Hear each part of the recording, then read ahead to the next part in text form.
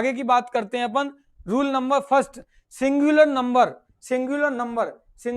Number third person कर्ता he she it के साथ, यानी कि वर्ब में एस या एस लगा देते हैं। कहने का मतलब क्या है, समझना इस मेरी बात को, कि इस बात को समझना कि सिंगुलर नंबर का मतलब होता है कि जैसे कि किसी का नाम आ गया, राम, रोहन, मोहन,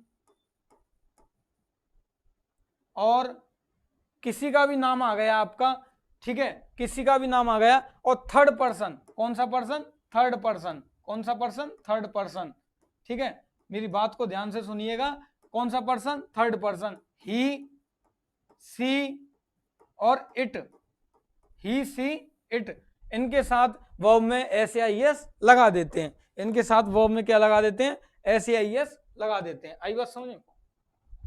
सिंगुलर नंबर यानी कि किसी का नाम आ जाए, किसी का नाम आ जाए, ठीक है, किसी का नाम आ जाए और थर्ड पर्सन में ही, सी, इट आ जाए तो वर्ब के साथ एस या एस लगा देते हैं। आई बात समझ में?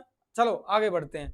आगे देखना rule number second, I we you they, कौन कौन से, आई वी यू दे, कौन कौन से, I we you they, I we you they, ठीक है, ये क्या होते हैं, प्लूरल नंबर, क्या होते हैं, प्लूरल नंबर, कौन से सब्जेक्ट होते हैं, प्लूरल नंबर सब्जेक्ट होते हैं, आई वी यू दे, ठीक है, इनके साथ वर्ब में एस या एस नहीं आता है, इनके साथ वर्ब में एस या एस नहीं आता है। आगे देखना रूल नंबर थर्ड, वर्ब में एस या एस लगाने का नियम, वर्ब में एस या एस लगाने का नियम, जिन वर्ब्स के अंत में एस एच सी एच, जिन वर्ब्स के अंत में कौन कौन से एस एच, जिन वर्ब्स के अंत में कौन कौन से S H C H O S S X, कौन कौन से S H C H O S S और एक्स, कौन कौन से S H C H O S S और एक्स, ठीक है, ये आते हैं, अथवा जेड जेड होता है,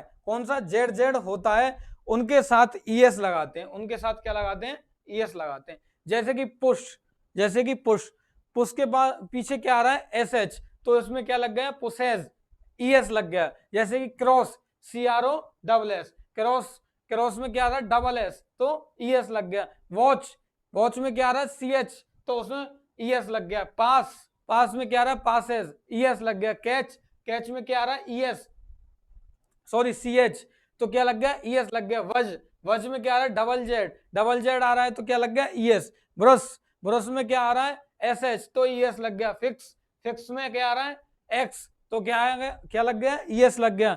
गो, गो में क्या लग गया, ईएस लग गया। नेक्स्ट आगे बढ़ते हैं। वरी, वरी में क्या आ रहा है, वाई, तो क्या लग गया, आई ई एस लग गया, ठीक है, इसमें वाई, देखो एक बात समझना मेरी, वाई को हटाकर, वाई को हटाकर आईएएस आ जाता है, वाई को हटाकर क्या आ जाता है, आईएएस आ जाता है। यदि किसी भी वर्ड के अंत में, यदि किसी भी वर्ड के अंत में आपको वाई दिखे तो वाई को हटा देते हैं और क्या लगा देते हैं, आईएएस लगा देते हैं, ठीक है।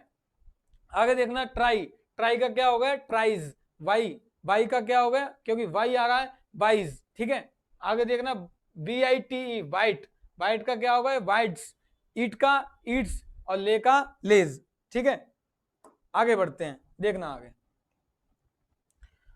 आगे की बात है, यदि वर्ब के अंत में वाई हो तो वाई, वाई के पूर्व कॉन्सोनेंट हो, वाई के पूर्व क्या हो, कॉन्सोनेंट हो, क्या हो बच्चों, कॉन्सोनेंट हो, वाई, वाई के पूर्व क्या हो, कॉन्सोनेंट हो, क्या हो, कॉन्सोनेंट।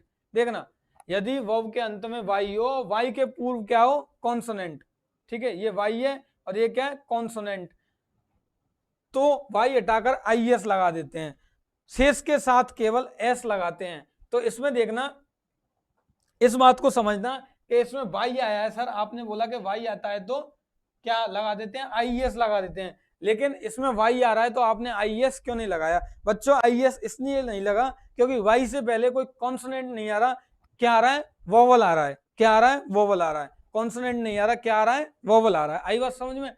शेष के साथ एस लगाते हैं, जैसे बाइट, बाइट के साथ एस लगा दिया, ईट, ईट के साथ एस लगा दिया, ले, ले के साथ एस लगा दिया। आगे बढ़ते हैं,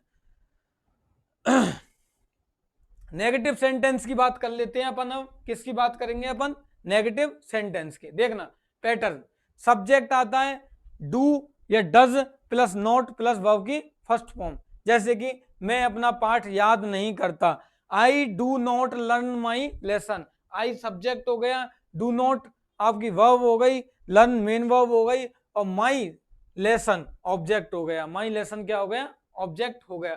वे हॉकी नहीं खेलते, इसका होगा they do not play hockey. अगला है वह एक पत्र नहीं लिखता, इसका होगा he does not write a letter. He does not write a letter. सीता एक मधुर गाना, सीता एक मधुर गाना नहीं गाती है, Sita does not sing a sweet song. Sita does not sing a sweet song. ठीक है, आगे देखते हैं। तुम स्कूल नहीं जाते हो, you do not go to school. हम अपनी किताबें नहीं पढ़ते हैं, we do not read our book. We do not read our book. आगे देखना rule number first, negative sentence में एक वचन, मैंने बताया था एक वचन किसी का नाम हो या थर्ड पर्सन कर्ता।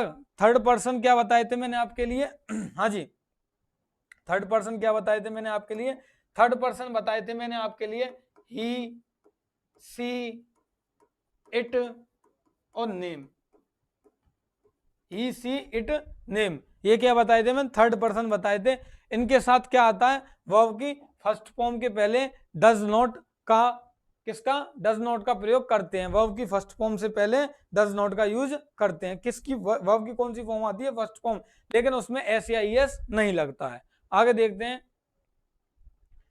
रूल नंबर सेकंड, बहुवचन नाउन करता, I we you we, I you we और दे के साथ डू नॉट का प्रयोग करते हैं।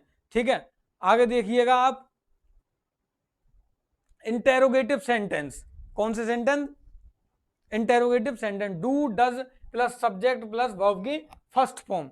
ठीक है, इसमें देखिएगा क्या वह एक पुस्तक पढ़ता है? क्या वह एक, डज ही रीड अ पुस्तक, sorry, does he read a book. Does he read a book. ठीक है, क्या हो गया? Does he read a book. क्या मैं तुम्हें एक कलम देता हूं? Do I give you a pen. Do I give you a pen. क्या तुम्हारी मां तुमसे प्रेम करती है? तो does your mother love you. Okay, वह यहां क्यों आती है? Why does the come here. तुम कौन सी पुस्तक चाहते हो? Which book do you want. Which book do you want. वह स्कूल कब जाती है? When does he go to school. ठीक है, when does he go to school. वे कितनी पेंसिल चाहते हैं? How many pencil do they want. How many pencil do they want. तुम्हारे घर प्रतिदिन कौन आता है? Who comes to your house daily. ठीक है, आगे बढ़ते हैं। क्या वह एक पत्र नहीं लिखती है? क्या वह एक पत्र नहीं लिखती है? Does she not write letter. Does she not write letter. आगे बढ़ते हैं, देखो कौन दूध पसंद नहीं करता है? कौन दूध पसंद नहीं करता? Who does not like milk. Who does not like milk. ये WH वर्ड है। हु क्या है? WH वर्ड है। आगे बढ़ते हैं, देखना इसका रूल नंबर फर्स्ट देखना कि इंटेरोगेटिव सेंटेंस में ही, सी, इट और एक वचन नाउन के साथ डज वाक्य में सब्जेक्ट से पहले आता है। कहां आता है? सब्जेक्ट से पहले आता है। ठीक है, कौन से में? दोबारा देखिएगा, इंटेरोगेटिव सेंटेंसेस में ही, सी, इट और एक वचन के नाउन कर्ता के साथ डज वाक्य में सब्जेक्ट से पहले आता है। ठीक है, वर्ब की पहली फॉर्म लगाते हैं, एस ए आई एस नहीं लगाते। वर्ब की कौन सी फॉर्म लगाते हैं बच्चों? पहली फॉर्म लगाते हैं, एस ए आई एस नहीं लगाते। नेक्स्ट देखना, आई वी यू दे और बहुवचन नाउन के साथ सबसे पहले डू, फिर कर्ता और फिर वर्ब की पहली फॉर्म लगाते हैं। वाक्य के अंत में कौन सा चिन्ह आता है बच्चों? प्रश्नवाचक चिन्ह आता है। प्रयोग, इसके प्रयोग देखना, इस टेंस का प्रयोग निम्नलिखित अवस्थाओं में होता है। देखना, शाश्वत सत्य, यूनिवर्सल ट्रुथ जो होता है आपका, शाश्वत सत्य जो होता है, यूनिवर्सल ट्रुथ जो होता है, उसका भाव प्रकट करने के लिए इस टेंस का यूज करते हैं। जैसे कि the sun rises in the east. The sun rises in the east. सूरज कहां से निकलता है? ईस्ट से निकलता है। ठीक है, आगे देखते हैं, water boils at 100 degree Celsius. यानी कि ये सार्वभौमिक सत्य हैं, इनमें कोई बदलाव नहीं कर सकता। इनमें कोई बदलाव नहीं कर सकता। ये कैसे सत्य हैं? सार्वभौमिक सत्य हैं। Water boils at 100 degree Celsius. आगे देखते हैं, आगे की बात देखना, the earth moves round the sun, earth कहाँ घूमती है, सन के राउंड, ठीक है। आगे देखना, the stars twinkle at night, the star twinkle at night, रात्रि में तारे चमकते हैं, ठीक है, रात्रि में तारे चमकते हैं। नेक्स्ट देखना, स्थायी परमानेंट कार्य अथवा स्वभाव का बोध कराने के लिए, जो परमानेंट कार्य होता है उसके लिए, ठीक है, जो परमानेंट कार्य होता है उसका बोध कराने के लिए, ठीक है। इसमें देखना, we hear with our ears, we hear with our ears, the rose smell sweet, the rose smell sweet, यानी कि कार्य स्वभाव, we hear with our ear, यानी कि हम अपने कानों से सुनते हैं। ये क्या है, हमारा हमारे कानों का कार्य है, सुनने का जो कार्य है हमारे कानों का कार्य है, इसलिए यहाँ पे कौन सा टेंस यूज हुआ है, प्रेजेंट, कौन सा, प्रेजेंट। और प्रेजेंट में कौन सा, इंडेफिनेट, प्रेजेंट में कौन सा, इंडेफिनेट। दोबारा सुनिएगा, हमारा जो कान होते हैं किसका कार्य करते हैं, सुनने का कार्य करते हैं, इसलिए कौन सा टेंस यूज हुआ है, प्रेजेंट, और प्रेजेंट में कौन सा, इंडेफिनेट। आगे बात करते हैं, द रोज स्मेल स्वीट, ठीक है, स्वभाव होता है हमारी नाक का, सॉरी, रोज स्मेल स्वीट, जो रोज है वो कैसी स्मेल देता है, स्वीट, तो ये क्या होता है, उसका स्वभाव होता है, उसका स्वभाव होता है, क्या स्वभाव होता है, उसकी जो स्मेल होती है वो कैसी होती है, स्वीट, इसलिए इसमें प्रेजेंट इंडेफिनिट टेंस का यूज किया गया है। आगे देखना, आदत का भाव प्रकट करने के लिए, आदत का भाव प्रकट करने के लिए किसका भाव प्रकट करने के लिए, आदत का भाव प्रकट करने के लिए, ही ऑफन कम्स लेट, ठीक है, he often comes late, Hari never goes to office late, यानी कि ही ऑफन, वह यानी ज्यादातर ऑफिस क्या आता है, लेट आता है, तो उसकी आदत बन चुकी है ऑफिस लेट आने की। Hari never goes to office, Hari never goes to office late, Hari कभी ऑफिस लेट नहीं जाता, तो उसकी आदत है भाई, उसकी हैबिट में है कि वह कभी ऑफिस लेट नहीं जाता। समाचार पत्रों की हेडलाइन के लिए, जैसे कि two murders escape, two murders escape, ये क्या है, समाचार पत्रों की हेडलाइन है, तो उनमें क्या यूज किया गया है, प्रेजेंट इंडेफिनिट टेंस। आगे की बात करते हैं हम, आंखों देखे हाल का वर्णन करने के लिए, आंखों देखे हाल का वर्णन करने के लिए, ठीक है, तो इसमें हम बताएंगे, when the door opens many people enter the hall, when the door opens, जब दरवाजा खुला, many people enter the hall, बहुत से लोग कहाँ एंटर कर गए, हॉल में एंटर कर गए, ठीक है। आंखों देखा हाल बताने के लिए प्रेजेंट इंडेफिनिट टेंस का यूज किया जाता है। इसका प्रयोग विशेष तौर पर उस यात्रा संबंधी प्लान्ड फ्यूचर के साथ होता है, यानी कि जो हमारा फ्यूचर प्लान है, जैसे कि मैंने ये प्लानिंग बना रखी है कि मैं अगले साल गोवा जाऊंगा, ठीक है, ये मेरी फ्यूचर प्लानिंग है और ये फिक्स है, तो उस टाइम टेबल के अनुसार भी इस टेंस का यूज होता है, प्रेजेंट इंडेफिनिट टेंस का यूज होता है। जैसे कि देखना, we leave for Jaipur at 8 and reach there at 9, ठीक है, we leave for Jaipur at 8 AM reach there at 9, यानी कि कहने का क्या मतलब है कि इसमें 8 एंड रीच देयर एट 9, यानी उसने टाइम फिक्स कर रखा है इसमें पहुंचने का, ठीक है, छोड़ने का और पहुंचने का टाइम फिक्स कर रखा है, फ्यूचर टाइम है वो फिक्स कर रखा है, इसलिए इसमें प्रेजेंट इंडेफिनिट टेंस का यूज हुआ है। We stay there for 2 days, we stay there for 2 days and then leave for Kota, we stay there वे रुके हुए हैं 2 days, ठीक है, 2 दिन से, and then leave for Kota, ठीक है। आगे देखना, आगे बढ़ते हैं, इतिहास प्रसिद्ध वर्तमान, ठीक है, इतिहास प्रसिद्ध वर्तमान, हिस्टोरिक प्रेजेंट का बोध कराने के लिए, किसका, हिस्टोरिक प्रेजेंट का बोध कराने के लिए इस टेंस का यूज करते हैं।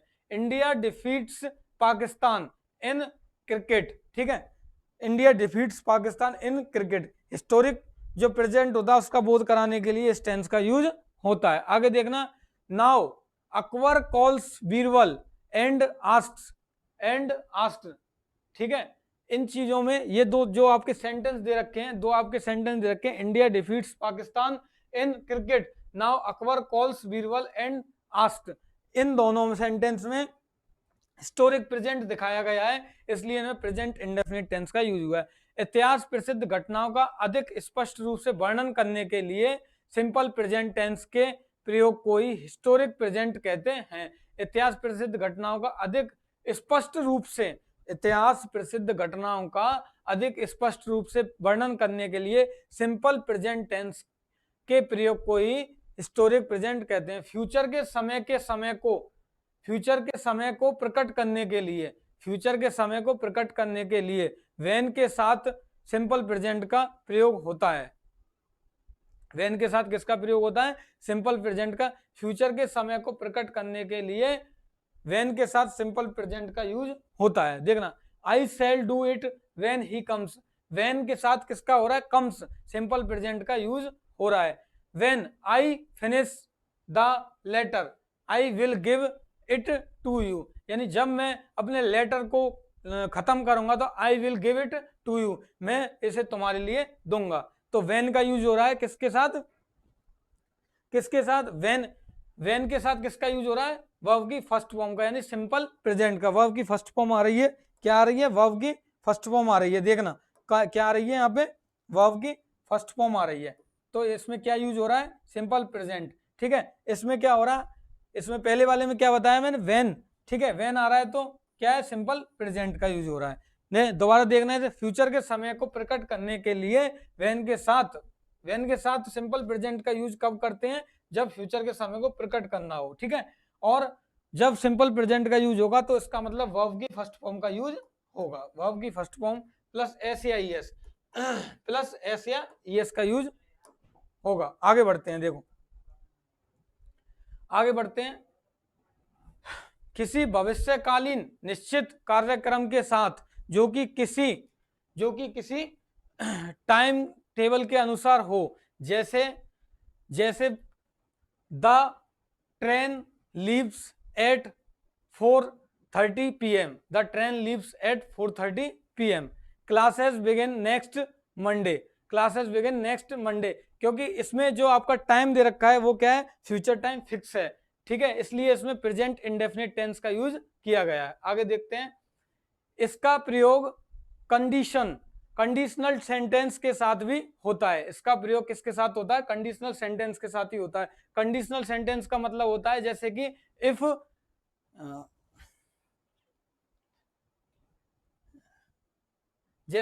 If plus present indefinite plus future indefinite. If का मतलब क्या होता है?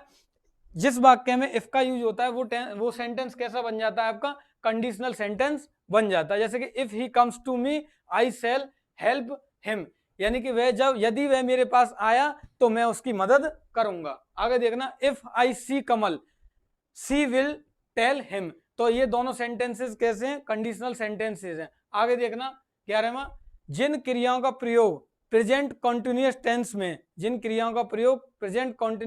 में नहीं होता है उनके साथ भी इसी टेंस का प्रयोग होता है। ठीक है, जिन क्रियाओं का प्रयोग प्रेजेंट कॉन्टिन्यूअस टेंस में नहीं होता है और उनके साथ भी इसी टेंस का क्या होता है? प्रयोग होता है। इसमें